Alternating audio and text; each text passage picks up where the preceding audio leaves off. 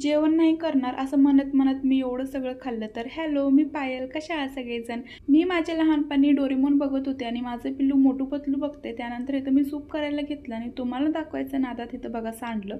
त्यानंतर मग गरम पाणी करून घेतलं आणि थोडंसं पाणी टाकून छान असं मिक्स करून घेतलं, नाही तर लगेच गाठ्या होत्या. तर मी सकाळी स्वयंपाक केला होता आणि मी माझ्यासाठी चपाती काय केल्या नव्हत्या आणि आज काय झालं होतं काय माहित, सारखं काय ना काय सांडतच होतं. परत अजून एकदा सूप सांडलं. त्यानंतर मस्त टेस्ट करून घेतलं आणि खरं सांगते हे इन्स्टंट सूप इतकं छान आणि टेस्टी झालं होतं आणि एवढ्यात काय माझं भागलं नव्हतं.